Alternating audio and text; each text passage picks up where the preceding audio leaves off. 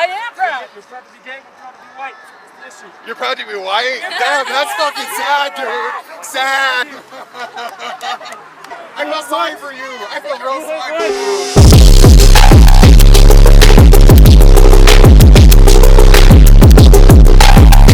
you. Alright.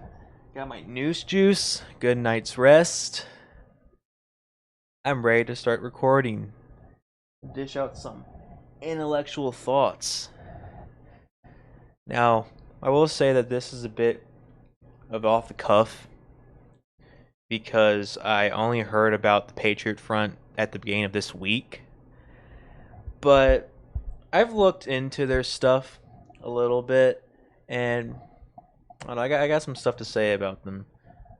And it's not going to be, oh, these guys are feds and I'm going to prove to you guys why they're feds. Because, no, I don't think Thomas Rousseau is a fed. I mean, they're definitely getting monitored by the feds, but Tommy Rousseau ain't no fed. And most of the people in the group, due to how widespread it actually is, which is kind of surprising that I haven't heard about them until this week, but given how widespread they are, there's going to be a lot of people who actually are genuinely invested in the cause. Now, the big question here as the top chud I need to answer, will something happen? Because nothing ever happens. Is this going to be the change? Because if we were to refer to Newton's third law, this is a group that is the opposite reaction. Every action has its equal and opposite reaction. Maybe it's not an equal yet because this group's nowhere near as violent as Antifa, which would be the left-wing equivalent. But opposite reaction to it and to overall globalism in general, this is what that is. But my questions really rang on how exactly they're going to do government. But I'll get into that later. I want to cover the good things that I think about them first.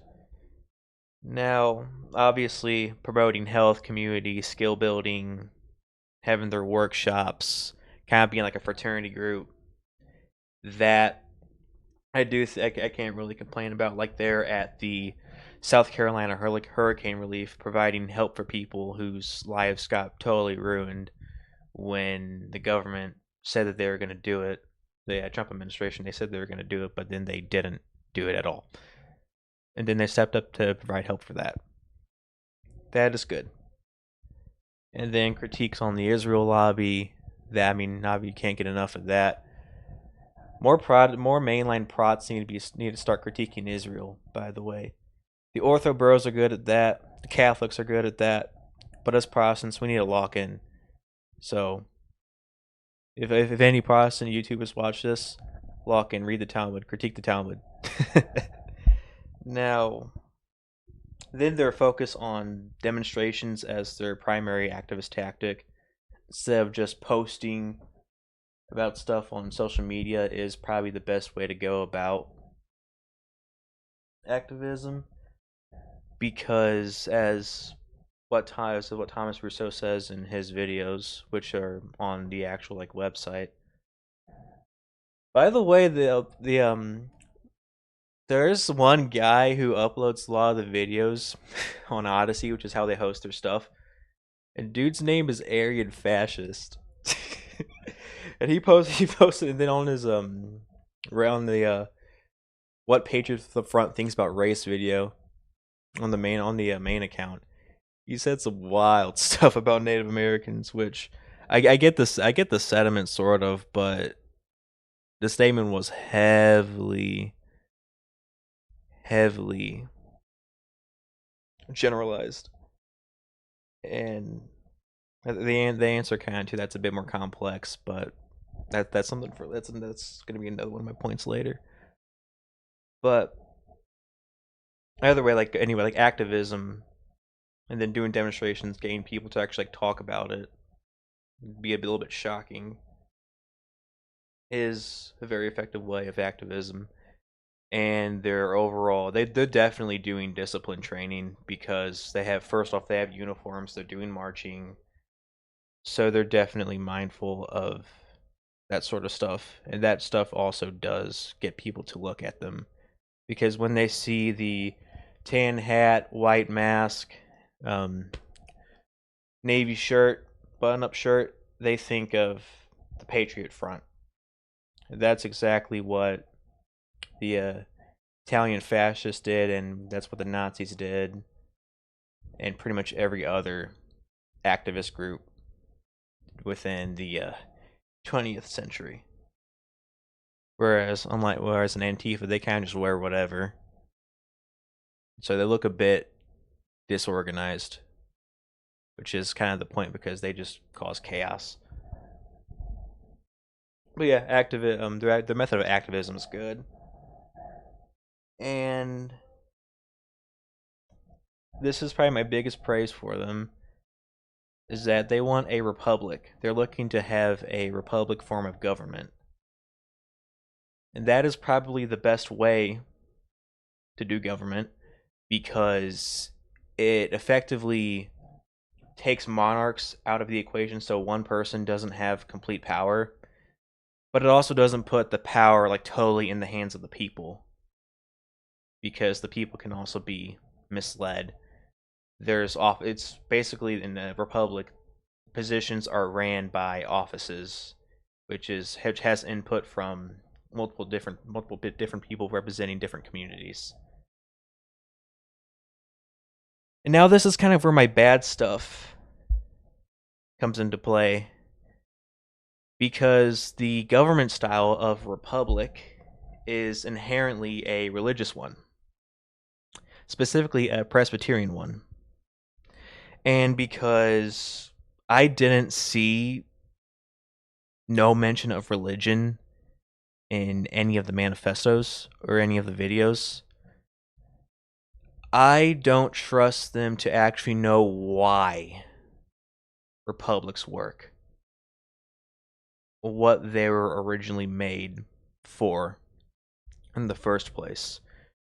And kind of keeping that in a nutshell, it comes from, it's originated with John Calvin and his work, and then John Knox, who was a student of John Calvin, after visiting him in Geneva, went back to Scotland and then brought the actual like structure to the Presbyterian Church, which is, that structure is, there's the laity, and then there's the presbyters and the elders, and then the laity actually hires up or votes up elders, and then the elders go to like different councils and stuff like that to kind of like represent their local communities.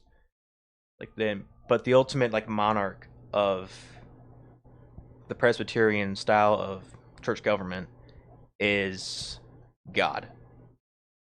Because we are all under God's sovereignty, under God's reign, then it only makes sense for God to be the actual like monarch. Like there shouldn't be like a top bishop or a pope. It should be God. And then the top general council should be like the highest, which is basically the equivalent of a bishop, but no one person holds that position. And then it was defined in, at least more formally, in Samuel Rutherford's Lex Rex, which actually covers like how the style of government would work. I haven't read all of it. I think that that he does actually cover how it would be used in government. I'm not 100% sure on that, but with the American Revolution, how that ended up, the government style was pretty much the same thing as how the Presbyterian Church was ran, and they kept in mind God's sovereignty, that he should be like the top. of any sort of structure for the church and for the state. And I don't really know if they understand that, because it is a relatively niche fact. But even then, having the best idea of how that would work would only be in reforming the actual churches. It wouldn't be in a offshoot political movement such as the Patriot Front, where it's just kind of from the social climate and not from church itself.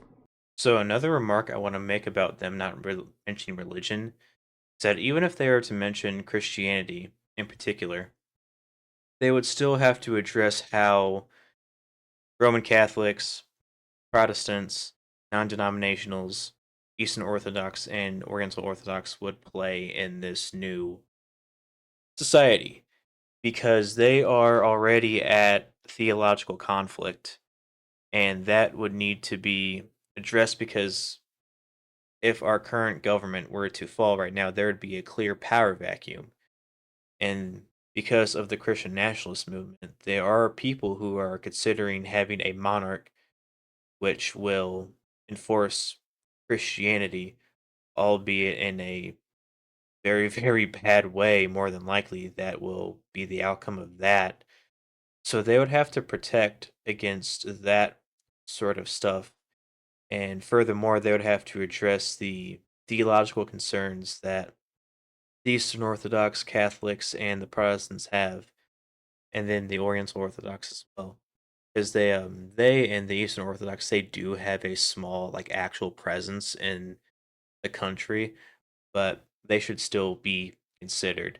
And this would require us to redefine what the true church actually is, and what it means if you, for whatever reason, theoretically don't get to that true church, but your heart is still focused on who God actually is. What do you have to believe in order to actually be Christian? Which honestly has already been defined, like you have to believe in Trinity and then not be a historian. But that would need to be the thing that's emphasized the most, and not on the sorts of doctrines that the Roman Catholics or the Eastern Orthodox infallibly enforced after the apostolic period. And then for the Protestants, if they were to be the main sect of Christianity that would be promoted, you would have to define what a Protestant actually is. And I hold to the definition, which was a unity in communion between the Methodists, Presbyterians, Anglicans, Lutherans, Dutch Reform, Baptist, and the Puritan Congregationalists, that was made after the American Revolution. And these would ideally be the original denominations that were formed in those sects. So, PCUSA, UMC, the original Anglican denomination, ECLA, those specific denominations that, and then the LCMS, because they're technically not schismatic, but they would be like non-schismatic denomination. Because schism's really, really bad, as clearly defined in by the Westminster Divines. That's another thing that you would have to consider when covering religion, but based on them not mentioning it, I don't really trust them to have that in consideration in their education programs. I also don't like how vague their terms are whenever they define like natural law and race realism, because from what I've seen, they use natural law as something to justify race realism with, which the original, like, natural law was originally defined by St. Thomas Aquinas, and it really refers to just like more general morality that all people universally have. and that could be actually be observable. During the Enlightenment period, some philosophers like Immanuel Kant, Thomas Jefferson mentions this, but he's not an Enlightenment philosopher. Or then David Hume also explores this. They kind of try to see how race, like particular races, would fit into the picture. But that's the science behind that. Craniumology was already a little bit loose to begin with, and then with natural law, how the Spaniards, whenever they actually went over to the Americas, how they observed natural law in the natives there, the tribes. They saw that there is some level of morality that is there. Basically, the Enlightenment thinkers, they try to restructure the whole entire question. And it's already kind of on loose grounds to begin with. Even though we see that the studies from Arthur Jensen on race correlating with IQ, I simply don't see how that's like super like good proof to like justify race realism, let alone natural law, because by the way, natural law was actually used to defend against racism.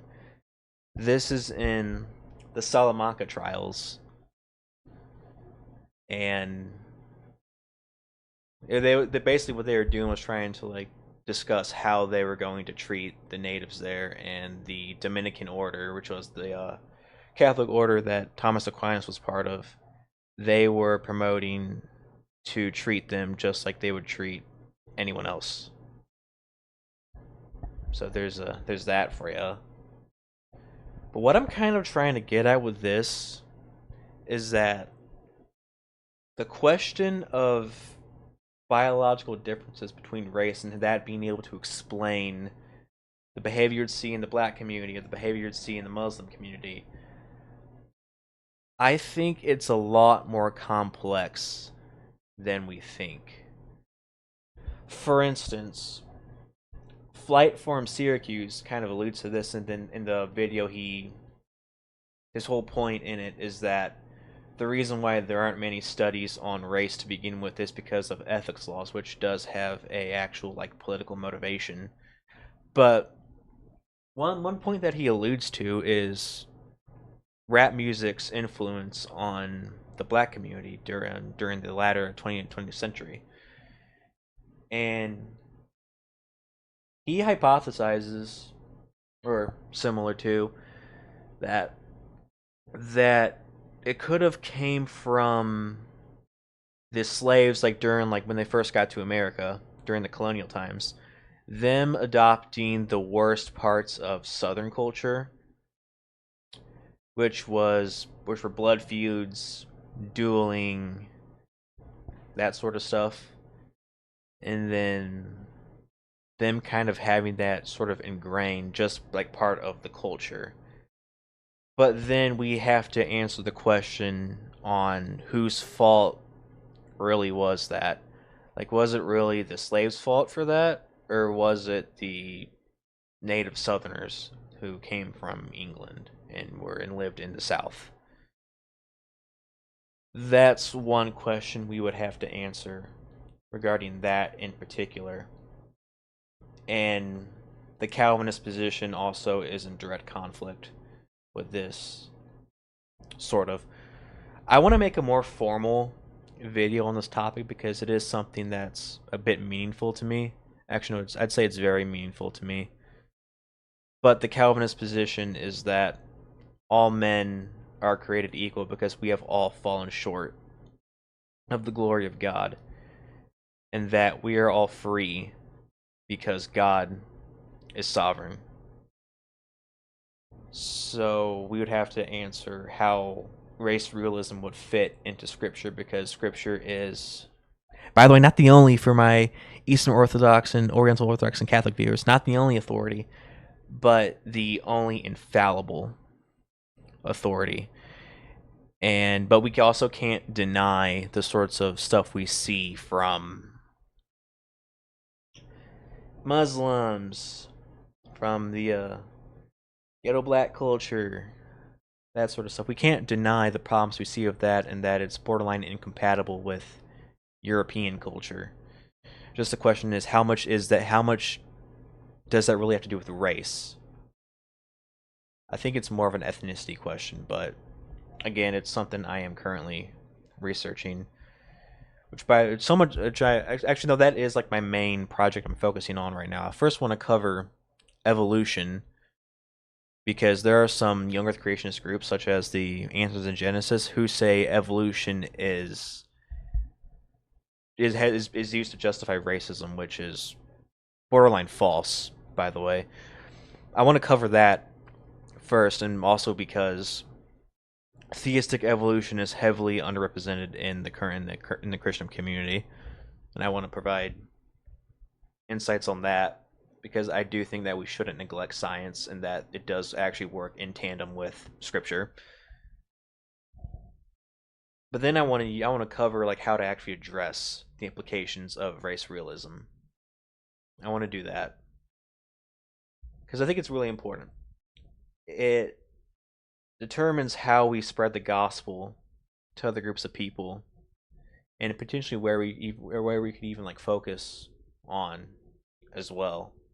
Because if we're going to make claims on certain groups of people in a general case, then we have to do it right.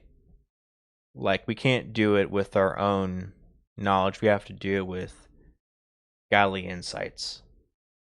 Because God created us all. God created all the nations, and they're all His. We are all His, and we all deserve the same level of respect, even if there are biological differences. Even if that is true, we should treat everyone with dignity, because we were all children of God. Another thing that I find interesting is that they don't advertise them doing like militia training on their website. They only advertise like doing MMA or strength training or hiking and stuff. But they are definitely doing militia training. Like, why wouldn't they be doing that? They're obviously going to keep it on the low, but they're more than likely doing that. That was just another thing I thought interesting. But ultimately, I don't think reform or change is really going to happen in this way, because it really does look like this is going to be like a sort of like warlord organization whenever stuff collapses. And they do have concentrations all over the country, so they'd be a pretty big group at that. But it's not going to happen like this. It's going to happen by us coming back to God and actually like becoming rich in understanding of church history in general, and of Scripture, and of church authority, becoming mindful of that, and in reforming the churches, the Protestant churches. So that's going to be how it's done in changing this country. If you thought what I said was interesting, leave a like. Let me know what you guys think. I don't know when I'm going to upload again, but I will see you guys whenever that time comes. Thank you, and God bless.